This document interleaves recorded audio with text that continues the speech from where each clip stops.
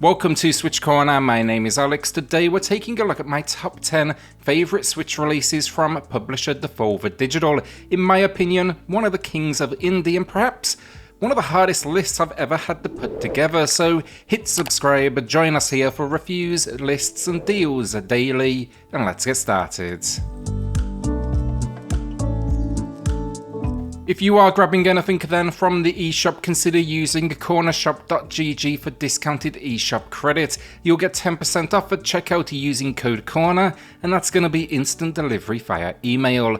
Additionally, this is my own personal list. Let me know your favourites in the comments below, and if you do enjoy this idea, let me know the next publisher I should break down.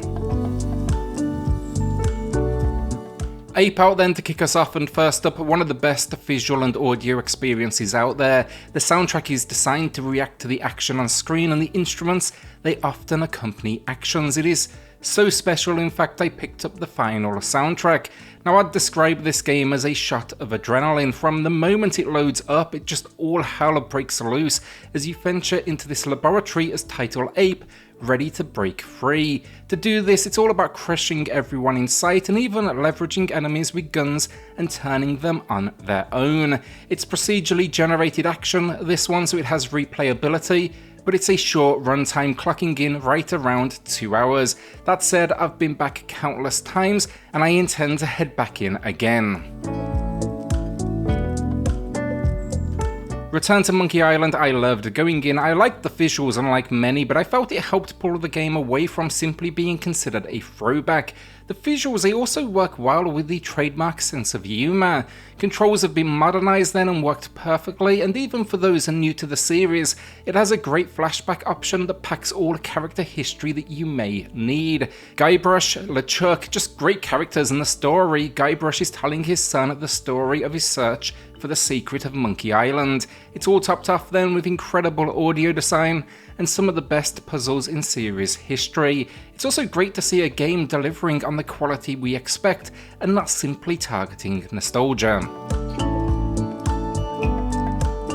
Loop Hero became an addiction for me. On launch, I could not pull myself away, and even after my review went live, I found myself going back, kind of almost the ultimate compliment.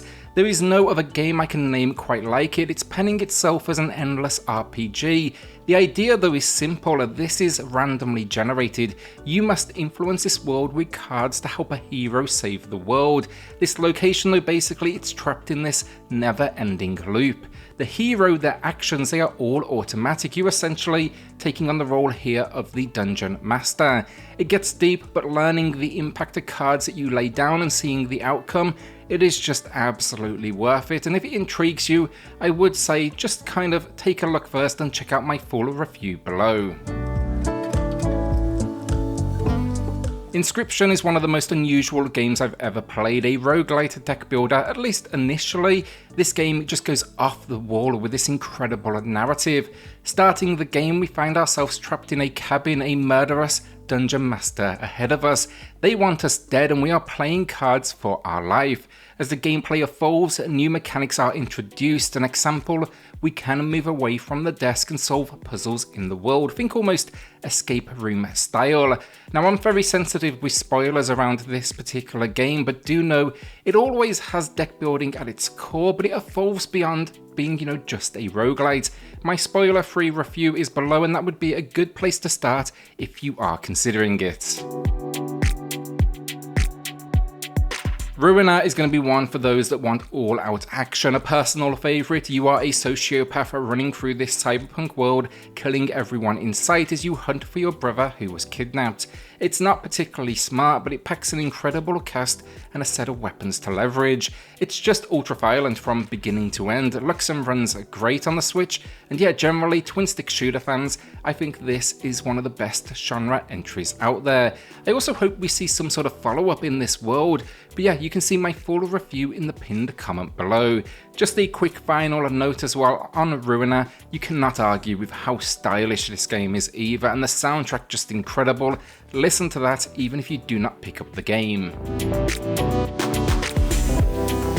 Enter the Gungeon then I feel is widely considered a classic at this point, a bullet hell roguelike. It's as difficult as it sounds as we follow 4 Gungeoneers as they attempt to overcome this procedurally generated world. The end goal, find the ultimate treasure, the gun that can kill the past. Between the incredible selection of weapons though and selection of lead characters as well, I've just loved this game since its release and I've always come back to it. I liked it enough, in fact I picked up the physical release and it supports co-op play as well. I think the big thing though for me, what I enjoy so much, it's the movement, it's fast, the dodge rolls provide invincibility frames, and then there's the slower traps and just all sorts out there willing to end your life, and it kind of digs into my curiosity. Highly recommended for genre fans, just know again it's definitely on the difficult side. The Messenger then is incredible. This one is part action platformer, Ninja Gaiden influenced, part Metroidvania. That's going to turn right around the halfway mark. It's a big shift in gameplay, but somehow, for the most part, they pull it off. Most impressively, however, they use 2 visual styles, 8-bit and 16-bit, with the ability to shift representing different periods of time. The combat is fun, but most importantly, the platforming, it's incredible with a slew of acrobatic abilities that will just push you constantly.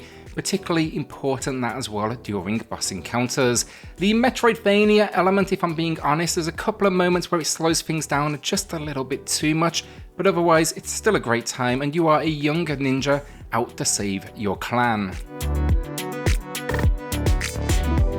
Hotline Miami then for me is a personal favourite as I played it back at launch, and the second it hit the Switch I had to add it to the library. A top-down shooter, this one features one-hit kills and yet it just gets ultra challenging, but what separates it, it's the story and that visual style. It looks visually honestly simplistic, but it uses some really unique filters and a surreal imagery. The story, it's got this air of almost a Twin Peaks to it all, and it creates a mystery that I couldn't help but be intrigued by. Basically, you're slowly kind of interacting with these masked figures. Like most Devolver releases, incredibly adult but great stuff, and yeah, I do think the sequel was a good follow-up and more of the same, but my love will always stay with that first entry. I still would love though to see more from this world. Katana Zero then is a neo-noir action platformer. It's got a big focus on strategy in my opinion as well, because it's really about entering a location and clearing a room full of enemies, all of which can kill you with one strike. Where this game benefits though, on death it instantly reloads you back in, so it's really easy to keep on trying over and over. It's often brutal, luck stunning thanks to a world covered in neon and eventually blood and bodies thanks to your input, but yeah, I just love everything about this one, from the speed of play to the abilities like slowing time. What may surprise you the most though, it's the narrative. We are an assassin with amnesia uncovering our past, and it really takes some surprising turns. Before I get to my final pick then, I do want to recognise how tough it was to put this list together. Devolver has a huge library of releases, and not just that, but they're incredibly quality games. No doubt as well I will have missed some of your personal favourites, you know, others that were close to making an appearance on my own list. Boomerang X, an often overlooked first-person action adventure. Disc Room, an addictive game that challenges you to survive rooms full of flying saws. The Red Strings Club, an adventure set in a cyberpunk world. Carrion, a Metroidvania that puts you in the role of the monster out to crush humans. And yeah, there's more. Downwell, the Talos Principle, Card Shark, Cult of Lamb, which I'm actually still working on, hence the omission today. But yeah, basically that list, it goes on and on. They are a publisher that rarely disappoints, and by far one of my favourites out there currently. Death's Door then takes my number one spot. I think this one for me delivered in several ways, but namely I love the fact it took classic kind of Zelda almost adventure and threw it into a world that was full of imagination. The story, we are a reaper, a soul collector. We live in a world represented in game in black and white.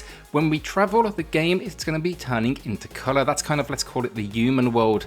Now on a routine soul pickup, something goes wrong and we must uncover what happened. The problem though with a missing soul, we can't stop the job so to speak, so we actually begin to age. What follows is some great boss encounters, a selection of handy weapons, a really fun narrative, and some great environmental puzzles. It just overall as well feels like such a perfect fit for the Switch, and I've actually played through it now a couple of times, and I hope to return again soon.